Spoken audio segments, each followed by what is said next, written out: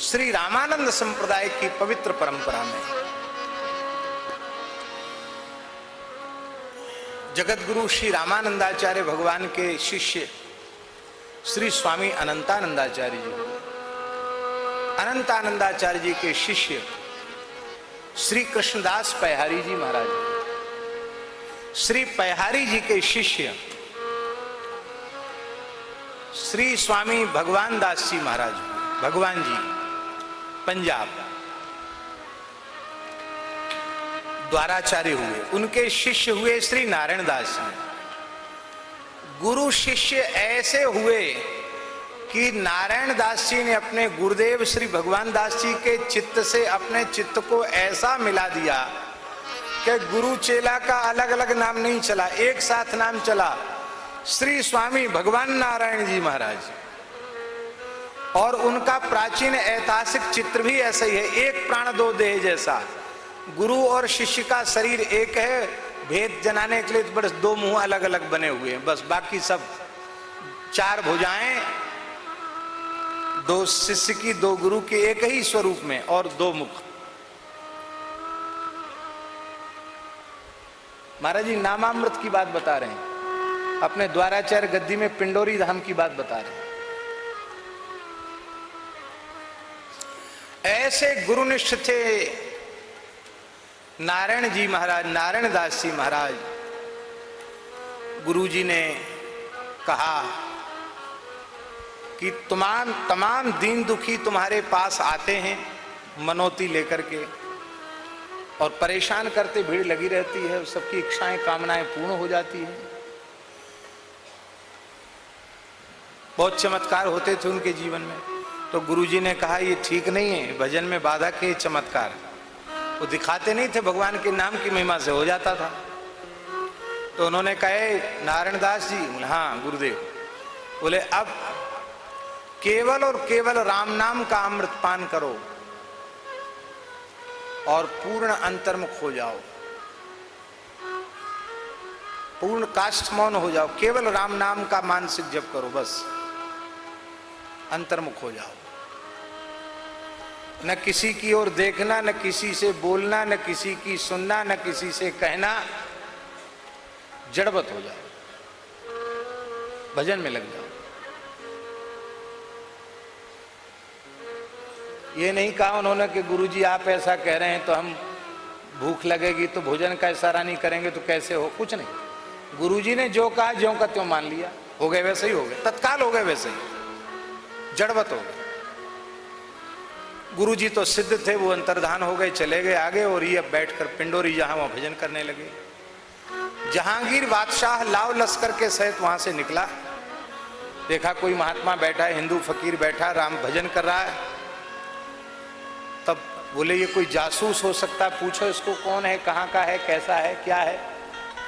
हिलाया डुलाया, बोले नहीं।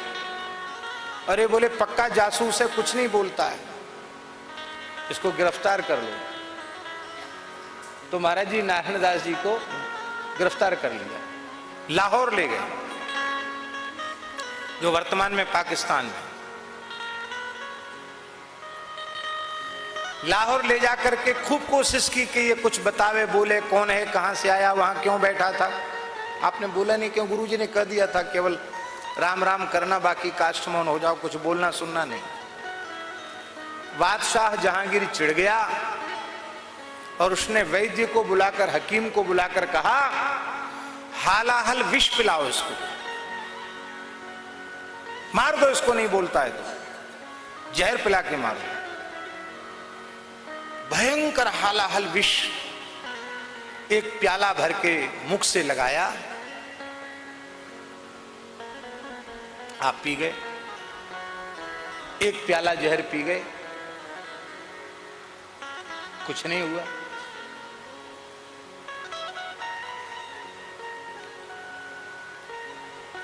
बादशाह की त्रोड़ी चिड़ी, और पिलाओ, फिर पिलाया। महाराज जी 5 प्याला भर भर के जहर पी गए। अब खाते पीते तो क्या होंगे, जब वो अंतर्मुख होके भजन ही करते, कुछ आ गया तो ले लिया, इतने में ही उनकी भिक्षा हो गई। कई दिन से खाया पिया नहीं था, पेट भर गया। अब वो बादशाह तो चिढ़ गया था, छठा प्याला और लाया, इसको भी पिलाओ। तो भर गया था गला, तृप्ति हो गई थी। मन में सोचते थे कि अब तो मन नहीं है, क्या पीना। तो श्री गुरुदेव भगवान प्रकट हो गए सामने। भगवान जी महाराज प्रकट हो गए। उन्होंने कहा, वो दिखाई पड़ा केवल उन्हीं को, नारायण दास जी को, दूसरे को नहीं दिखाई पड़ा। गुरुजी ने मुस्कुरा कर कहा, राम नामामृत की क्या महिमा है, ये सारे जगत के साधकों को दिखाने के लिए छठा प्याला भी पी जाओ।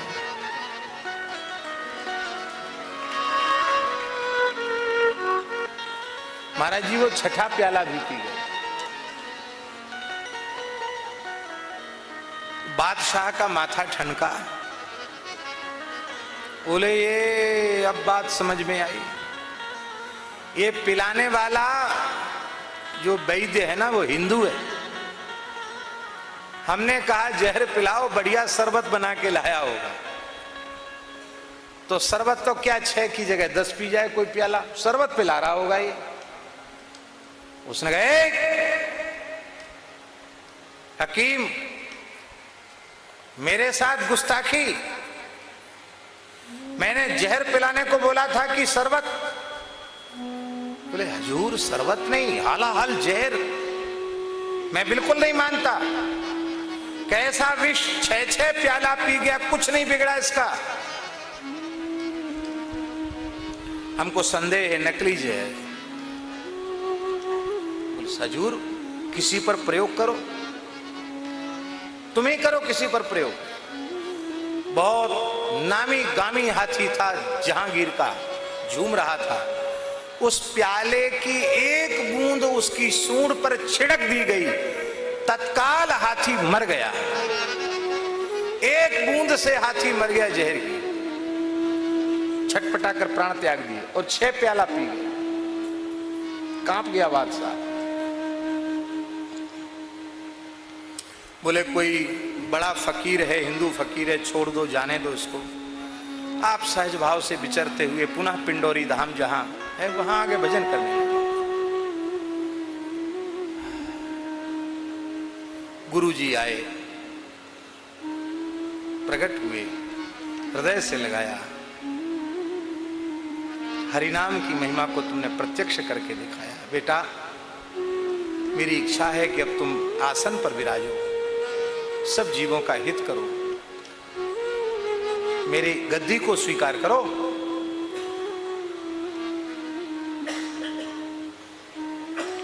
आपने प्रार्थना की, महाराज हमारे बड़े गुरु भाई बाबा श्री महेश दास जी हैं, उनको आसन पर बिठावें, मैं सेवा करूंगा। महेश दास जी ने कहा, नहीं, गुरुजी की वाणी जिसके लिए निकल गई वही उसी के लिए निकालनी है।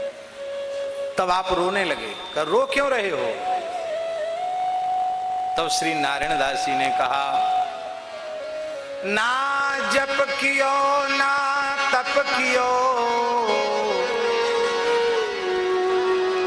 न लियो हरि को नाम, नारायण महंती गल पड़ी, पूर्व पाप परिणाम।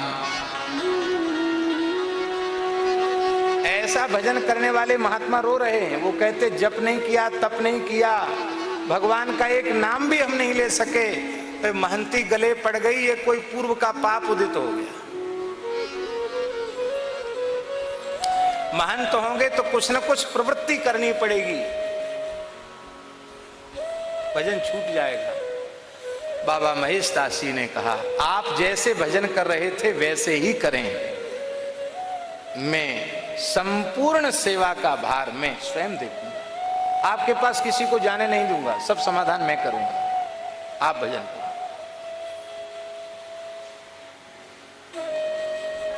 फिर जहांगीर आया,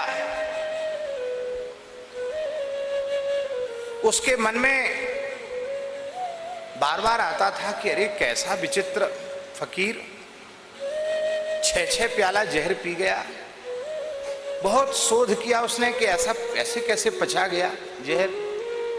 अंत में उसको लगा कि ये महात्मा लोग कोई नशा पानी भी करते हैं, वो नशा ज्यादा करने वाले लोगों का शरीर जहरी हो जाता है, जहर पचाने लायक हो जाता है। तो अभी शंका उसके मन में थी, फिर आया पिंडोरी। ओ श्री नारायण जी तो आसन पर विराजमान थे। बाबा महेशदास जी, आज भी पिंडोरी धाम के बाहर गद्दी है, बाबा महेशदास जी विराजते हैं। बाबा ने कहा था कि गद्दी पर तुम्हारा दर्शन करके ही लोग मेरा दर्शन करने आए। वैसे ही होता आज भी, कोई भी अर्जी वहीं लगाई जाती बाबा महेशदास जी की गद्दी पर। आज भी जो आचार्य पीठ पर जो महानुभाव विराजते हैं, कोई समस्या आती है तो अर्जी बाबा महेशदास जी की गद्दी पर लगाई जाती है। उन्होंने ठेका लिया हुआ है आज भी। तो जहांगीर वहां आया,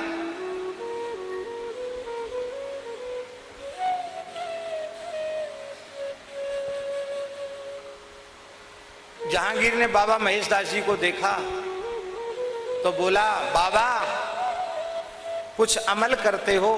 अमल जानते ना, नशा, अमल करते हो? बाबा बोले, हाँ अमल करते हैं। किस चीज का अमल करते हो? कौन सा अमल करते हो? तो उन्होंने कहा, श्री राम नाम का अमल करते हैं। इससे पक्की बात हो गई कि सच्चे साधु राम नाम का ही अमल करते हैं और कोई अमल नहीं करते, राम नाम का अमल करते हैं। बादशाह क्या समझे राम नाम का अमल क्या होता है? अच्छा ये अमल करता है, तो आज का तुम्हारा अमल पूरा हुआ? बोले हमारा तो हुआ, पूरा नहीं हुआ। वो समझ गए कि चमत्कार देखना चाहता है, ऐसे पिंड छोड़ेगा नहीं। तो उन्होंने कहा, हमारा अमल तो पूरा हुआ नहीं हुआ, इसकी परवाह छोड़ दो। ये हमारे यहाँ कुतिया एक रहती है, इस कुतिया का अमल पूरा नहीं हुआ है। वो कुतिया वहां पड़ी रहती थी और बाबा जी को जो प्रसाद आता था रोटी भिक्षा में, तो आप पाने के बाद जो बचता था वो उस कुतिया को डाल देते थे। वो कुतिया भी उनके ऐसी भक्ता थी कि वो इनके प्रसाद को छोड़कर कुछ भी नहीं खाती थी। ये एक बार जो खाकर दे दें वही खाती थी, और चाहे जितनी बढ़िया चीज हो मुंह नहीं लगाती, देखती नहीं थी। वो इन्हीं का धरामृत प्रसाद, उच्छिष्ट प्रसाद लेती थी। तो बोले ये कुतिया है, इस बिचारी का अमल नहीं हुआ। क्या अमल करेगी? बोले अफीम। अफीम? अच्छा अफीम। तो सैनिकों को अफीम खिलाई जाती थी उस जमाने में। तो पेटी थी अफीम की, बहुत अच्छी क्वालिटी की अफीम। बादशाह चिढ़ गया, ए वजीर संदूक खोलो और इसको भरपेट अफीम खिला दो। कुतिया कहीं भरपेट अफीम खा सकती है? पर कुतिया कुई कुई करने लगी, पूछ हिलाने लगी। बाबा का संकेत समझ गई कि बाबा आदेश कर रहे हैं कि कुछ लीला दिखाओ। लीला दिखाना शुरू किया कुतिया ने। 1.25 मन अफीम खा गई।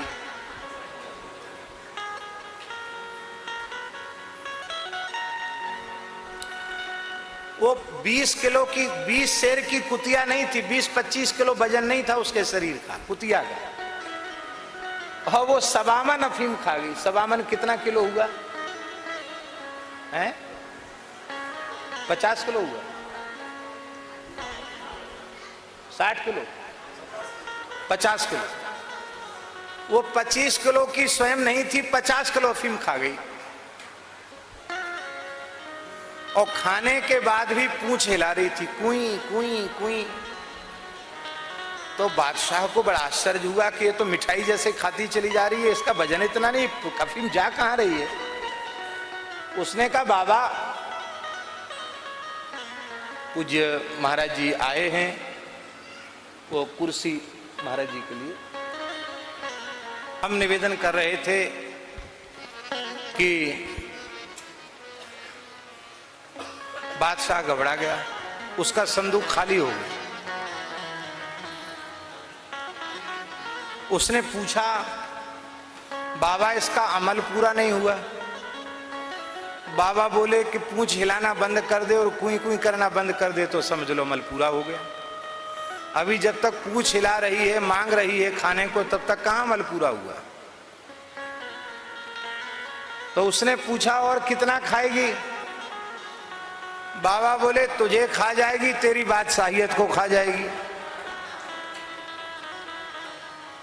ये सिद्धों की कुतिया है। बस सोई नशा ठंडा हो गया, अपना ताज उतार करके उसने बाबा के चरणों में रख दिया। बाबा आपकी फकीरी के आगे हमारी, उसने कहा मैं आपकी फकीरी के आगे मेरी बादशाहियत धूल है, मुझे सेवा का सौभाग्य दीजिए, अवसर दीजिए। बाबा तो उसके अहंकार को चूर करना चाहते थे। अरे बोले बोल दिया ना, हम एक लंगोटी के बाबा जी, हमारी क्या सेवा, कुतिया की सेवा करो। बादशाह बोला कुतिया जितनी घूम जाएगी उतनी जगह दे दी जाएगी गौ सेवा, संत सेवा के लिए। तो कुतिया दौड़ना शुरू किया। कुतिया ने 70,000 एकड़ में दौड़ी, 70,000 एकड़।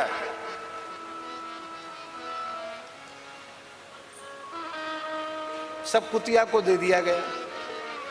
तो भगवान की कथा ही है, सच्चा अमृत भगवान का नाम ही है।